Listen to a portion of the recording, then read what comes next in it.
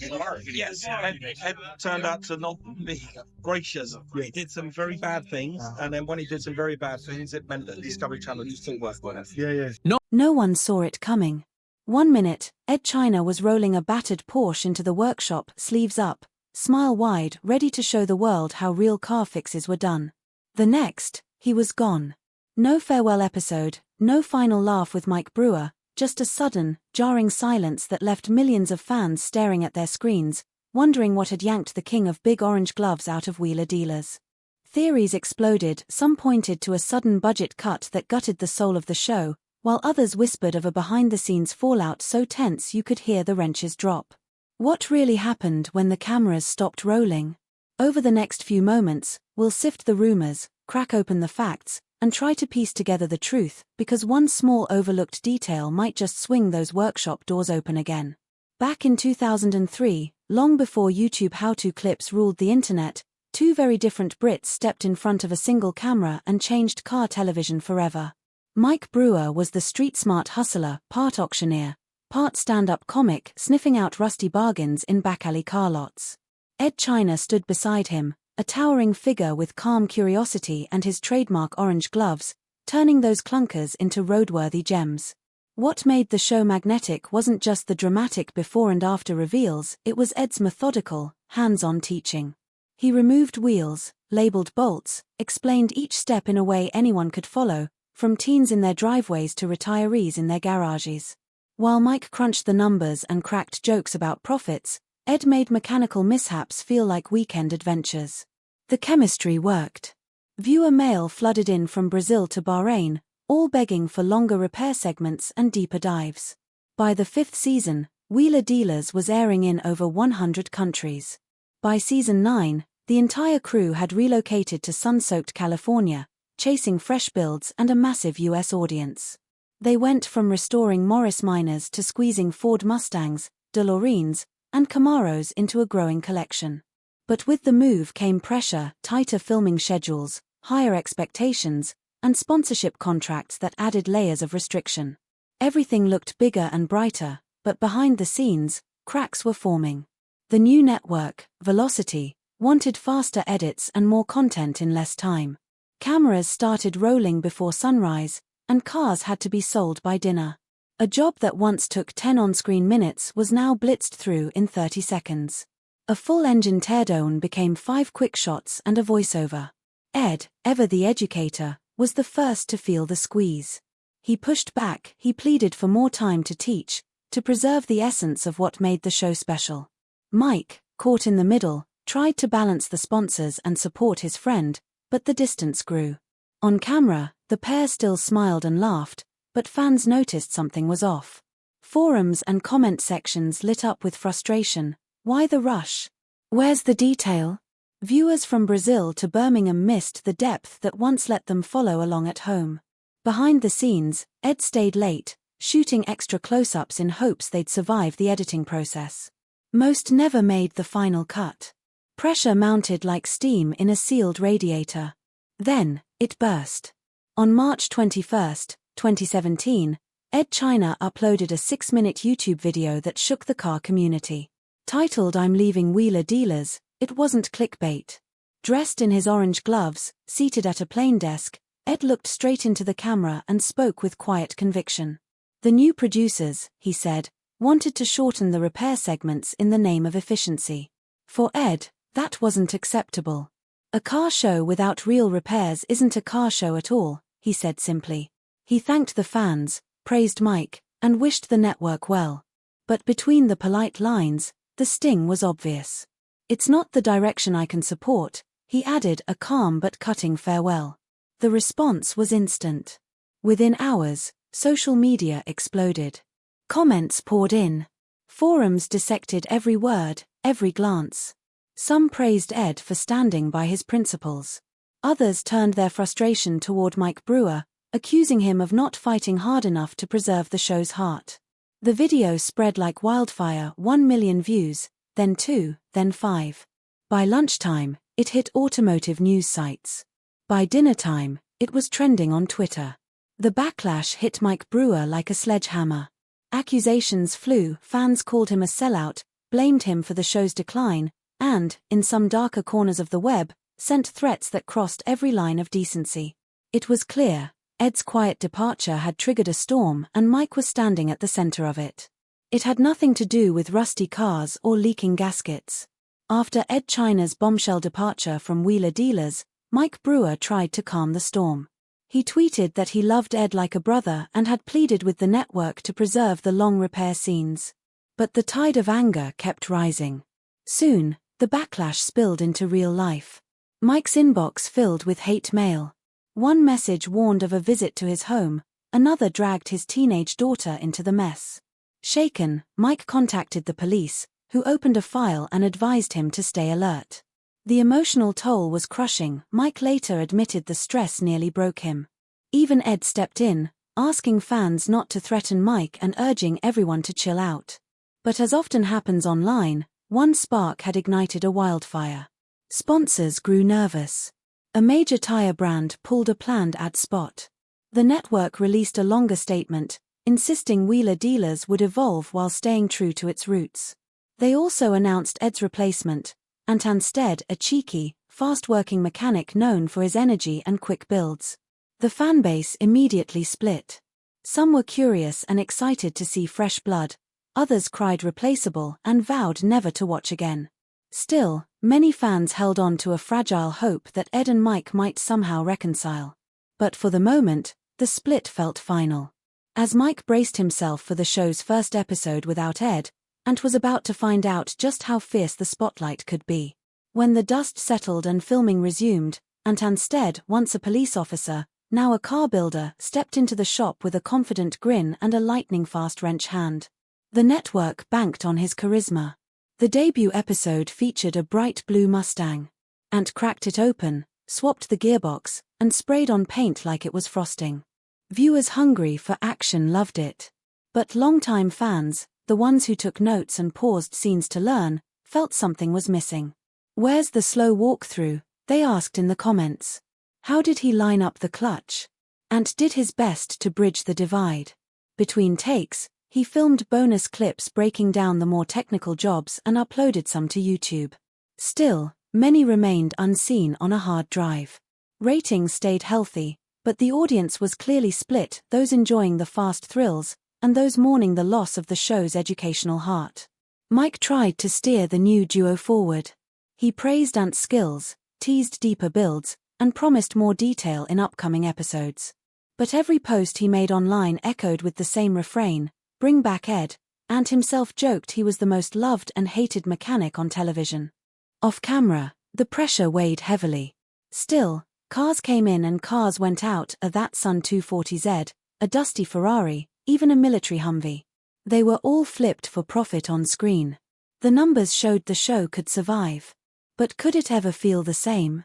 Meanwhile, Edd China had slipped into quiet. He retreated to a workshop in the English countryside, rarely seen except for appearances at car shows and charity events. For 4 years, fans kept asking, where did he go? In 2021, they finally got their answer. Edd launched a brand new YouTube series, Edd China's Workshop Diaries. The first episode dropped on a quiet Friday night. No flashy intros, no broadcast schedule, just Edd, a kettle whistling in the background, and a tired old Range Rover ready for a second life. He greeted viewers like old friends, rolled up his sleeves, and got to work. No montages. No rush. Every bolt came off in real time. Every repair was explained clearly, often with sketches on a whiteboard. It felt like the early days of Wheeler Dealers, only slower, deeper, and entirely under Edd's control. The projects quickly expanded. One week he restored a 1960s milk float with a hidden electric motor. Another week, he brought back the record-breaking motorized sofa that once sped through London streets. Viewers were thrilled. "I can finally see the whole job again," many commented. By the 10th episode, Edd's channel had passed 500,000 subscribers, powered by ad revenue, Patreon backers, and the occasional Big Hands, small garage t-shirt sale. With no network pressures, Edd moved at his own pace. Some months he posted weekly, others, he paused to find rare parts or attend engineering fairs. No one complained. Fans knew the next episode would arrive when the job was truly done. Brands reached out, but Edd only accepted sponsors whose tools were already in his toolbox. "If it isn't in my garage, it isn't in the show," he joked. Back on Wheeler Dealers, Antansted's run ended in 2020 when he moved back to the UK for family reasons. The network tapped Mark Elvis Priestley, a former McLaren F1 mechanic, to take over. With sharp skills and a laid-back charm, Elvis brought something new to the show. The 2021 season was filmed in a British workshop, and ratings held steady. Yet many fans still compared every weld and repair to Edd's meticulous methods. By 2024, it seemed the two worlds had fully diverged, Edd teaching on YouTube at his own pace, and Mike captaining a faster, flashier version of the show. Still, whispers of a reunion lingered. Mike would occasionally say, "Never say never." Edd would smile and quietly change the subject. Both seemed content on their own roads, but one question hung in the air: would they ever cross paths again? Then, in early 2023, the internet caught a hint of something unexpected.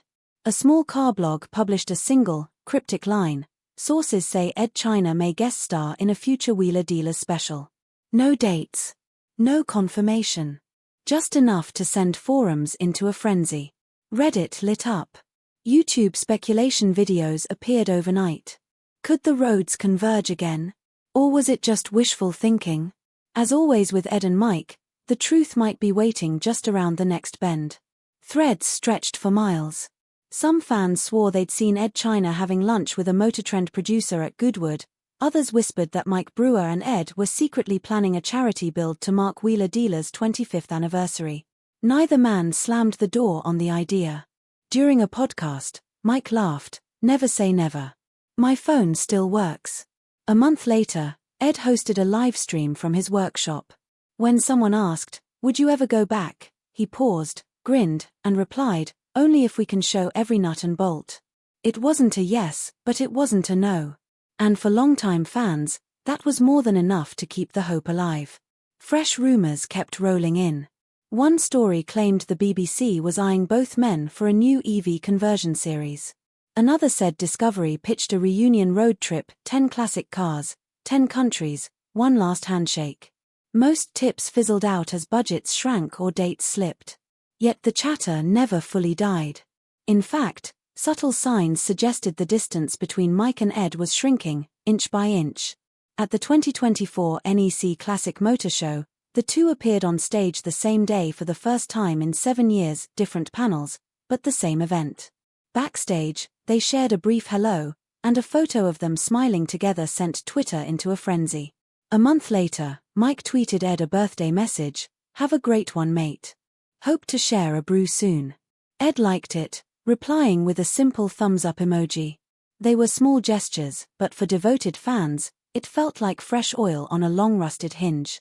Away from the spotlight, both men stayed busy. Edd began experimenting with a hydrogen-powered taxi, hinting that alternative fuels might be his next big focus. Meanwhile, Mike wrapped up filming on the show's 20th season, teasing the biggest profit we've ever made. Still, every interview ended with the same lingering question: will you two ever team up again? Each man shrugged, smiled, and let mystery do the talking. That open door became its own kind of fuel. As long as no one said never, the dream stayed alive, and so did the endless speculation across forums, Reddit threads, and YouTube comment sections.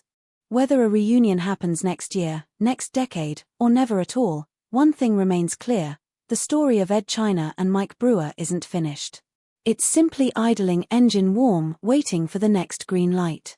Over the past 20-plus years, Wheeler Dealers, a humble show about buying and fixing old cars, evolved into a bigger conversation. How much reel can you cut before the heart stops beating?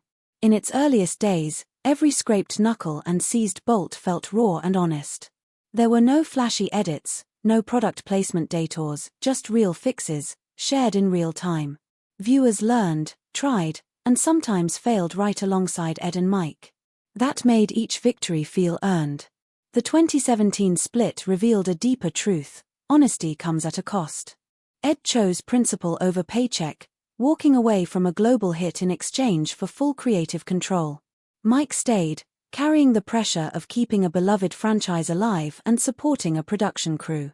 Both decisions required courage. Both came with sacrifices. And both revealed something vital. Television is a team sport built on compromise, while craftsmanship thrives when no one is watching the clock. What's perhaps most surprising is how the audience responded.